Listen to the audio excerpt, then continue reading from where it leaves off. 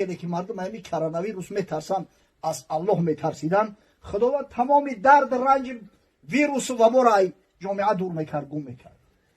میگه ترس نداره مخی. خدا کنه که ای پروردگار بترسیم تو از چنگال این ویروس ها و این وبا ها، پروردگار بزرگ ما و شما را نجات بده.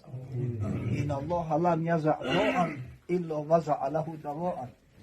حضرت رسول الله صلی الله علیه و سلم میگه خداوند هر دردی را که در روی زمین وضع کرده است، شفای او درد را وضع کرده گیه، شفاش در دست پروردگار است. برای همیشه دعا کنید خدایا این ویروس این وبا را نیست نابود کن، در این مسجدهای مسلمانان را از نو باز کن که مسلمانان نماز با جماعت مستحبه ادا کنند، دست جمعی دعا کنند که پروردگار فیض برکات شد در این ملک سرزمین بیشتر و زیادتر نازل سازد. آمین یا رب العالمین.